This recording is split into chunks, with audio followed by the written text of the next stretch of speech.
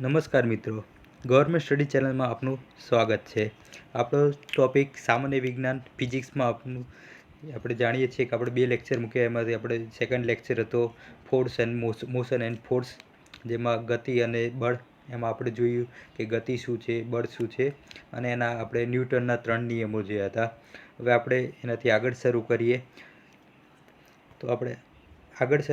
તો હવે બળ શું છે? તો આપણે જાણીએ કે આપણે 2 પ્રકારના બળ લાગતા હોય, એક સંપર્ક બળ અને એક બિન સંપર્ક બળ.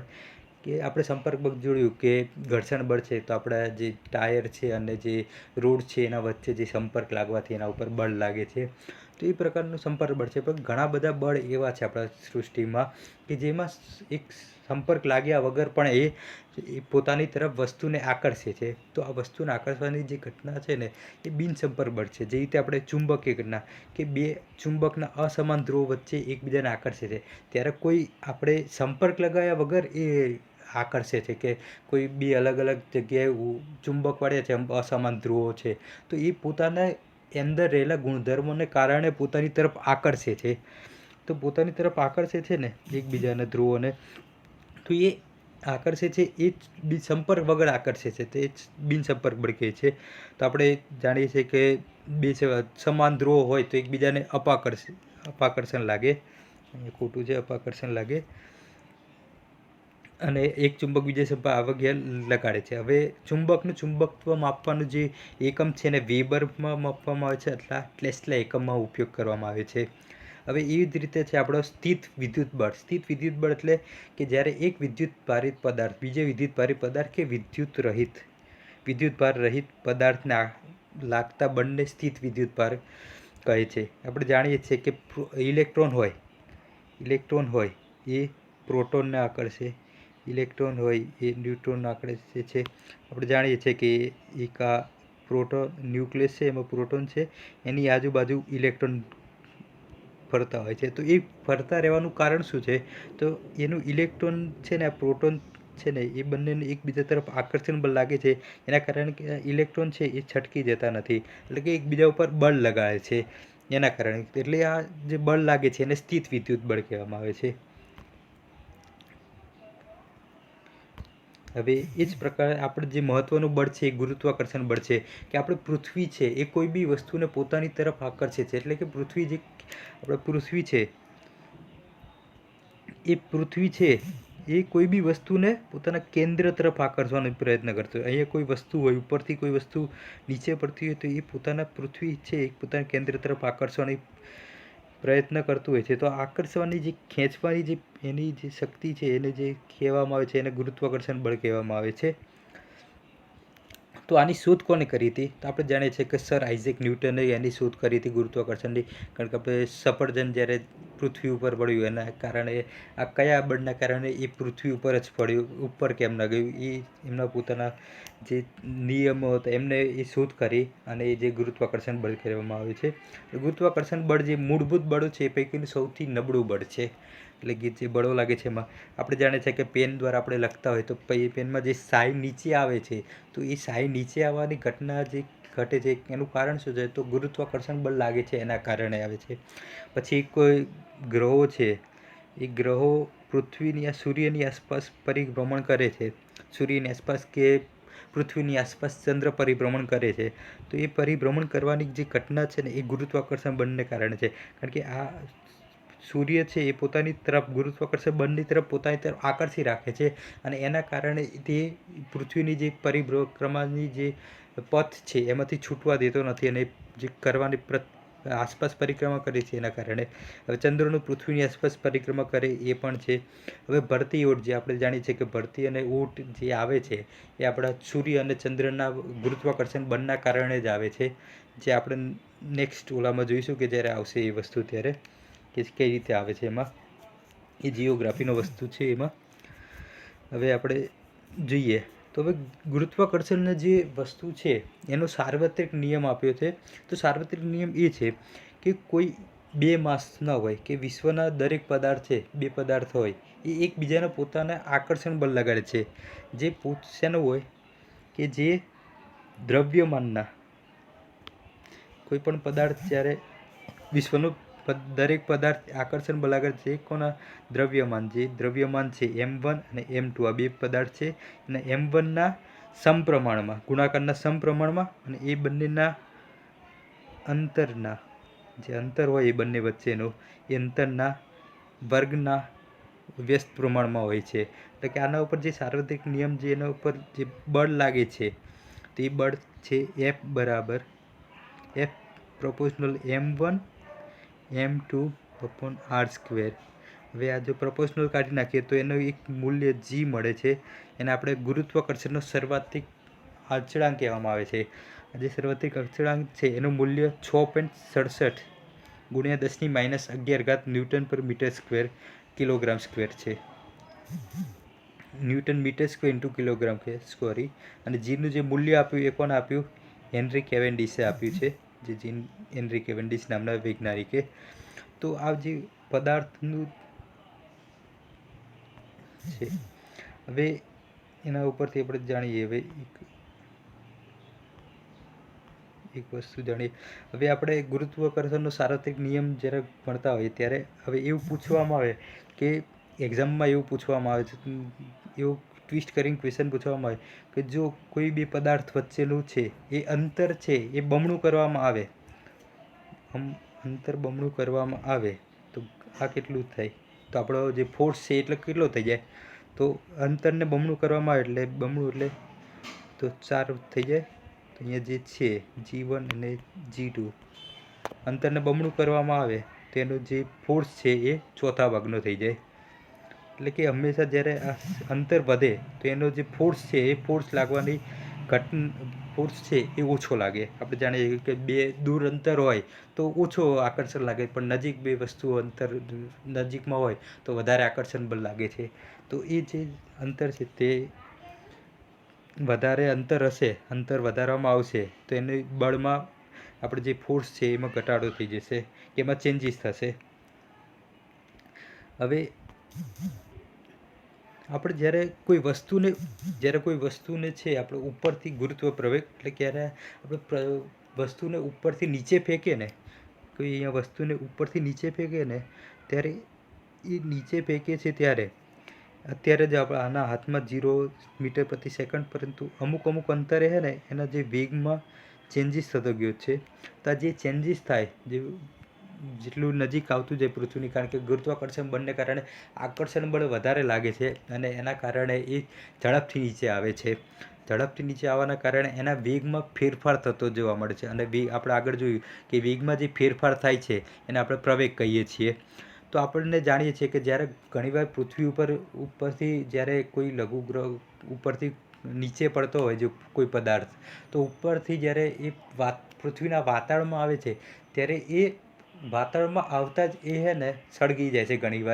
ઘણીવાર ઘણા સળગતા નથી હોતા, પરંતુ એ સળગી જવાનું કારણ શું છે? કારણ કે એ જ્યારે પૃથ્વીના વાતાવરણમાં આવે છે ત્યારે એના ઉપર ગુરુત્વાકર્ષણ બળને કારણે એના ઉપર વધારે ફોર્સ લાગે છે, પોતાના તરફ ગુરુત્વાકર્ષણ બળ વધારે લગાડે છે અને એ વધારે ગુરુત્વાકર્ષણ બળને કારણે પોતાની સ્પીડ વધી જાય છે અને એના કારણે એને ઘર્ષણ વધી જાય અને ઘર્ષણ વધવાને કારણે એ સળગી જાય છે. એટલે ઘણીવાર પદાર્થ નીચે આવતો હોય ને એ લઘુગ્રહ ત્યારે એ ઘર્ષણ બળના કારણે એ સળગી જાય, પણ સાથે સાથે એનું જે ગુરુત્વાકર્ષણ બળ એને જેટલું નજીક આવે, આપણે જાણીએ છીએ કે અંતર વધે એમ આગળ જોયું કે બળનું મૂલ્ય ઘટે, પણ નજીક આવે છે એટલું એનું મૂલ્ય વધતું જાય છે. એટલે એના તરફ વધારે આકર્ષણ લગાડે છે અને વધારે આકર્ષણ લગાવવાને કારણે એ આ નજીક આવતા એ સળગી જાય છે. તો એ છે. તો આ આપણે જોઈએ છીએ કે 2 સેકન્ડે આટલું થાય, પણ નજીક જેટલી આપણે પૃથ્વીની નજીક જતા જઈએ છીએ તેમ એનું જે ગુરુત્વાકર્ષણ બળ છે એ વધારે લાગતું જાય છે અને વધારે લાગતા જતાં એ એની સ્પીડમાં જે વેગમાં છે એ વધારો થતો જાય છે. એટલે કે જે વેગમાં છે એ જે ચેન્જીસ થાય છે જે અમુક સેકન્ડ પ્રમાણે, જ્યારે કોઈ પદાર્થ પૃથ્વી પર પડતો હોય ત્યારે પ્રવેગ ઉત્પન્ન થાય છે. એટલે કે જે ચેન્જીસ થાય છે એને આપણે પ્રવેગ કહીએ છીએ. આગળ વેગના થતા ફેરફારને પ્રવેગ કહેવામાં આવે છે. તો હવે ગુરુત્વાકર્ષણ બળને કારણે હોય છે. હવે એનું જે મૂલ્ય છે ગુરુત્વ પ્રવેગ એને g કહેવામાં આવે છે. એનું મૂલ્ય g ઇન્ટુ gme એટલે અર્થનું માસ જે છે અને re² કહેવામાં આવે છે. હવે એનું મૂલ્ય જે છે એ 9.8 છે. હવે ગુરુત્વ આપણે જોયું આગળ કે જો પૃથ્વીની ત્રિજ્યા બમણી કરવામાં આવે તો ગુરુત્વ પ્રવેગમાં શું ફેરફાર થાય? તો જો ગુરુત્વ અહીંયા આપણે જાણીએ છીએ GmE, હવે બમણી કરવામાં આવે તો શું થાય? 4 થઈ જાય. તો 4 થઈ જાય તો ગુરુત્વ પ્રવેગનું મૂલ્ય કેટલું થાય? ચોથા ભાગનું થઈ જાય.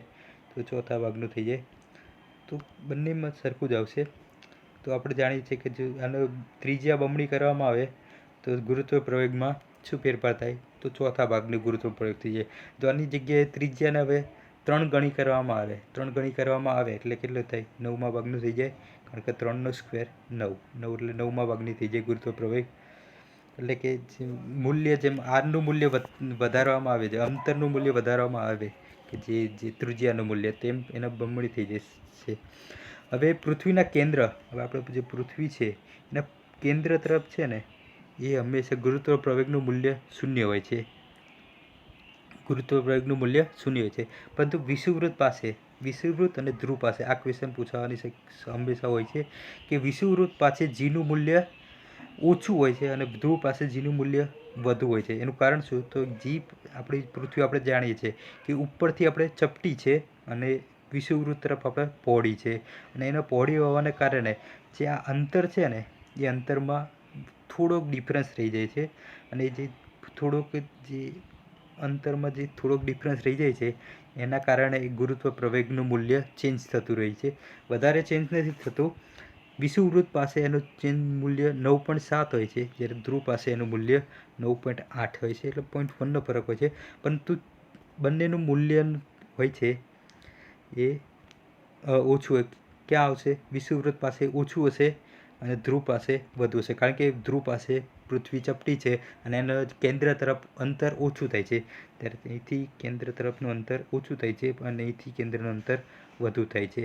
અને એના કારણે જ આપણે જાણીએ છીએ કે આપણું જે સ્ટેશન છે આપણે ફ્રેન્ચ ગુયાના એ વિષુવવૃત્ત પર આવેલું છે, અને એના કારણે આપણે દક્ષિણ અમેરિકામાં એક દેશ છે ત્યાંથી સૌથી વધારે ઉપગ્રહો છોડવામાં આવે છે, કારણ કે ત્યાંનું વિષુવવૃત્ત પર આવેલું હોવાથી ગ્રેવિટેશનલ ફોર્સ, જે એના ગુરુત્વ પ્રવેગનું મૂલ્ય છે એ ઓછું હોવાના કારણે ત્યાંથી ઇઝીલી આપણે સેટેલાઇટને છોડી શકીએ છીએ. એના માટે ઓછા બળતણમાં આપણે એને ઇઝીલી છોડી શકીએ છીએ. તો એનું કારણ એ છે. અને આપણે જે કેરાલામાંથી થુંબા છે એ પણ વિષુવવૃત્તની નજીક હોવાથી આપણે એને પસંદ કરવામાં આવ્યું છે, એક એનું કારણ છે. તો ગુરુત્વ પ્રવેગ એના છે. તો ઘણીવાર આપણને ક્વેશ્ચન પૂછવામાં આવે કે થુંબા નજીક કેમ પૂછવામાં આવ્યું, કે ફ્રેન્ચ ગુયાનામાંથી જ કેમ આપણે વધારે ઉપગ્રહ છોડવામાં આવે? તો એ વિષુવવૃત્તથી નજીક હોવાથી અહીંયા વિષુવવૃત્ત પર આવેલો હોય છે, અને ત્યાંથી જે આપણે ઉપગ્રહ છોડીએ તો એ ઇઝીલી છોડી શકીએ, ઓછા બળતણમાં આપણે એને છોડી શકીએ છીએ એના કારણે. હવે આગળ જઈએ. હવે વજન, કોઈ વસ્તુ છે અહીંયા, આના ઉપર જે કોઈ વસ્તુ છે, આ પૃથ્વી છે, પૃથ્વીનું કેન્દ્ર છે, અને પૃથ્વીના કેન્દ્ર તરફ આપણે જાણીએ છીએ કે એના તરફ આપણને આકર્ષણ બળ લાગે છે, ગુરુત્વાકર્ષણ બળ લાગે છે. અને એક કોઈ વસ્તુ છે એમ માસની કોઈ વસ્તુ છે, એ પૃથ્વી અહીંયા જી છે ગુરુત્વાકર્ષણ બળ. તો કોઈ વસ્તુ એમ માસની વસ્તુને પૃથ્વી પોતાના કેન્દ્ર તરફ જે ગુરુત્વાકર્ષણથી આકર્ષે છે અને જે મૂલ્ય મળે છે, બંનેના જે ગુણાકારથી જે મૂલ્ય મળે છે એને વજન કહેવામાં આવે છે. આપણે આગળ જોઈશું કે દળનું મૂલ્ય છે એ બધે સમાન રહેશે, પરંતુ વજનનું મૂલ્ય છે એ ચેન્જ રહેશે, કારણ કે જ્યાં ગુરુત્વ પ્રવેગનું મૂલ્ય ચેન્જ થતું રહેશે ત્યાં વજનનું મૂલ્ય ચેન્જ થતું રહેશે. કે પૃથ્વી જે બળથી પદાર્થને પોતાના તરફ આકર્ષે છે તેને પદાર્થનું વજન કહે છે, પોતાના તરફ આકર્ષે છે તેને. તો પૃથ્વીના આકર્ષણનું બળ જે W = mg કહેવાય. આપણે વજન છે એનો એકમ ન્યૂટન છે. હવે પદાર્થનું ચંદ્ર પર છે ને એ વજન છે ને 1/6 ભાગનું છે, 1/6 ભાગનું છે. હવે આપણે પૃથ્વી છે, ચંદ્ર છે, તો પૃથ્વી ઉપર જે વજન આપણે 60 ન્યૂટનનું વજન હશે ને, તો એ જ વજન ચંદ્ર ઉપર 10 ન્યૂટનનું થઈ જશે, કારણ કે છઠ્ઠા ભાગનું છે. એનું કારણ શું છે કે પૃથ્વીનું જે છે ને, પૃથ્વીનું જે દળ છે એ ચંદ્રના દળ કરતાં વધારે છે, અને એના કારણે જે છે ને એ પોતાનું આકર્ષણ બળ વધારે લાગે છે, જ્યારે ચંદ્રનું પોતાનું જ જે દળ છે દળ છે એ ઓછું છે એમ જે કહીએ છીએ, અને એને દળ ઓછું હોવાના કારણે એ ઓછું આકર્ષણ બળ લગાડે છે, અને એના કારણે એના વધારે આપણને બળ આપણને વજન ઓછું મળે છે.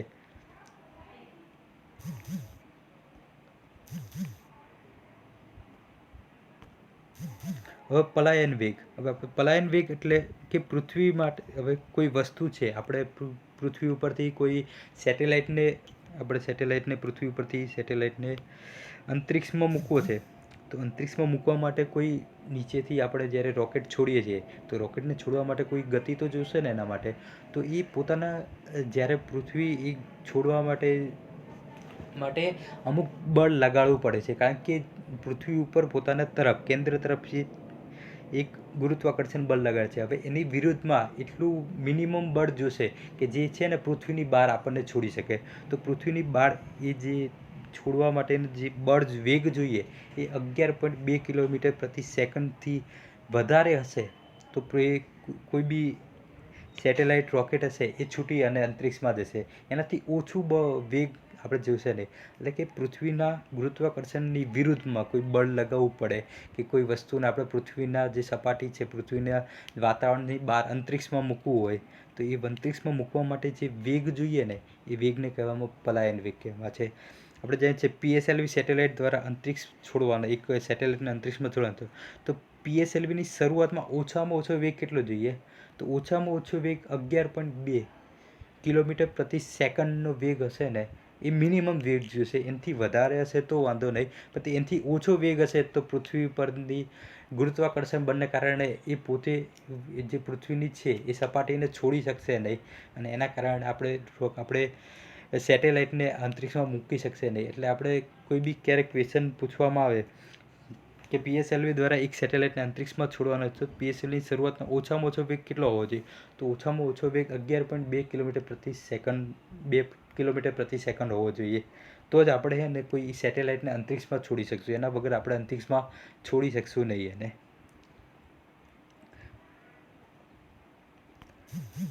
હવે કેન્દ્રગામી બળ, હવે કોઈ કેન્દ્રગામી બળ છે કે અહીંયા કોઈ, આપણે જાણીએ છીએ કે આ સર્કલ છે, વર્તુળાકાર માર્ગ પર કેન્દ્ર તરફ લાગતા જે કેન્દ્ર તરફ જે બળ લાગે છે ને એને આપણે કેન્દ્રગામી બળ કહીએ છીએ. અને વર્તુળાકાર માર્ગમાં કેન્દ્રથી બહારની તરફ જે બળ લાગે છે ને એને કેન્દ્ર ત્યાગી બળ કહેવામાં આવે છે. હવે આપણે જાણીએ છીએ કે કોઈ આપણે દોરી સાથે પથ્થરને બાંધી અને ફેરવતા હોઈએ તો એ છૂટતો નથી, પરંતુ જ્યારે આપણા હાથમાંથી આ ફેરવતા હોઈએ તો એ છૂટતો નથી. તો એનું કારણ શું છે, તો એનું કારણ એ છે કે આ વસ્તુ છે, આ વસ્તુનું છે ને અહીંયા કેન્દ્ર તરફ બળ રહેલું છે, કે આ વ્યક્તિએ જે હાથમાં દોરી બાંધેલી રાખેલી છે એ પોતાને તરફ આકર્ષી રાખે છે, એટલે એના તરફ એ બળ લાગે છે. અને એ જેવો છોડી દેશે એટલે એ પોતાની તરફ બહારની તરફ ગતિ કરશે. આ જ્યારે છોડી દેશે ને એટલે એ આ રીતે ગતિ કરશે, એ આ બહારની તરફ ગતિ કરશે, એને કહેવામાં આવે છે કેન્દ્ર ત્યાગી બળ કહેવામાં આવે છે. હવે સૂર્યની આસપાસ જે ગ્રહોની પરિક્રમા થાય છે એ કેન્દ્રગામી બળને કારણે થાય છે, કારણ કે સૂર્યનું પોતાનું આકર્ષણ બળ, જે સૂર્ય છે એનું પોતાનું આકર્ષણ બળ છે એ પૃથ્વી બીજા ગ્રહો કરતાં વધારે છે, જે અર્થ છે એના કરતાં વધારે છે, અને એના આકર્ષણ બળને કારણે એ આ પરિક્રમા જે પથ છે એનું છોડી શકતા નથી, અને એ પોતાના કેન્દ્ર તરફ આકર્ષી રાખે છે, એ કેન્દ્રગામી બળ લાગે છે. એ જ પ્રમાણે પ્રોટોન અને ન્યુટ્રોન છે, કોઈ ન્યુક્લિયસમાં એની આસપાસ ઇલેક્ટ્રોન ફરે છે, તો એ પણ એ જ છે, કારણ કે પ્રોટોન ન્યુટ્રોન પોતાની તરફ આકર્ષી રાખે છે પોતાના કેન્દ્રગામી બળને કારણે. હવે આપણે જાણીએ છીએ કે આ એક એથ્લેટ છે એ સ્ટ્રિંગ આપણે ગોળા ફેંક માટે કરતા હોય છે, એ બોલને ફેરવી અને પોતે ફેરવી અને છોડતા હોય છે. સોરી, તો એ ફેરવી અને જ્યાં સુધી એ ગોળ ગોળ ફેરવે છે અને જ્યારે એ છોડે છે ત્યારે એની તરફ વિરુદ્ધ તરફ જ્યારે આ ફેરવતા હશે ત્યારે અંદરની પોતાની એ છૂટી નથી જતો, કારણ કે એને પોતાનું કેન્દ્ર તરફ આકર્ષણ બળ લગાડેલું હોય છે એના કારણે. પરંતુ જ્યારે એ છોડી દે છે અત્યારે આ પોતાની આ તરફ એનું આકર્ષણ બળ લાગે, પરંતુ જ્યારે છોડી દે છે ત્યારે એ દૂરની તરફ જાય છે અને એ એનું જવાનું કારણ કે એના ઉપર કેન્દ્ર ત્યાગી અહીંયાથી બળ ઓછું થવાના કારણે એના ઉપર કેન્દ્ર ત્યાગી બળ લાગે છે અને કેન્દ્ર ત્યાગી બળને કારણે એ વસ્તુ પોતાની બહારની તરફ જતી રહે છે. આપણે જાણીએ છીએ કે કોઈ આપણે ગાડી ચલાવતા હોઈએ તો ગાડી ચલાવતા હોઈએ તો આપણે વળાંક લઈએ છીએ ત્યારે એ વળાંક લઈએ છીએ તે આપણે બહારની તરફ નથી જતા, આપણે અંદરની તરફ વળાંક વળતો હોય છે. કારણ કે આપણે અહીંયા વળાંક લેતા હોય તો અહીંયા આ સાઈડ નથી જતી રહેતા આપણી ગાડી. તો એનું કારણ કે એ જે આપણને જે વર્તુળ આપણે જ્યારે વળાંક લઈએ છીએ ત્યારે આપણને એ ગાડી ઉપર કેન્દ્રગામી બળ લાગવાને કારણે આપણે જોઈએ છીએ. પછી રોલર કોસ્ટર પણ પડી જતું નથી, કારણ કે એનું કારણ શું છે કે એના ઉપર કેન્દ્રગામી બળ લાગે છે. પછી સૂર્યની આસપાસ પૃથ્વી ફરે છે એ બી આપણો કેન્દ્રગામી બળના કારણે લાગે છે. હવે આપણે કેન્દ્ર ત્યાગી બળ. હવે કેન્દ્ર ત્યાગી આપણે જાણ્યું, મેં કીધું હતું આપણે આગળ કે આપણે અત્યારે જે આ પકડી રાખ્યું છે આ બોલ અહીંયા એથ્લેટ છે, તો આને અત્યારે કેન્દ્રગામી બળ લાગે છે એના કારણે. પરંતુ જ્યારે એકવાર એ છોડી દેશે એને બહારની તરફ એ વધારે લાગશે, આના કરતાં બળ અહીંયા બહારની તરફ વધારે લાગશે, ત્યારે એ છૂટી અને બહારની તરફ જતો રહેશે. તો એના ઉપર જે બળ લાગે છે તો એને કેન્દ્રગામી બળ લાગે છે. હવે કોઈ ભૂકંપના છે, ભૂકંપ અહીંયાથી ઉત્પન્ન થયો તો ઉત્પન્ન થઈ એ આમ બહાર નીકળે છે,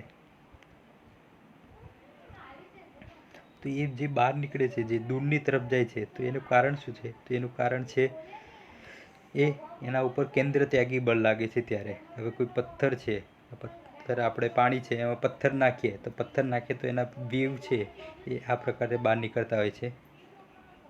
તો એ રીતે કોઈ પથ્થર અહીંયા કોઈ આ પોન્ડ છે એમાં પથ્થર નાખ્યો તો એના જે વેવ છે એ આ રીતે બહાર નીકળે છે બહારની તરફ.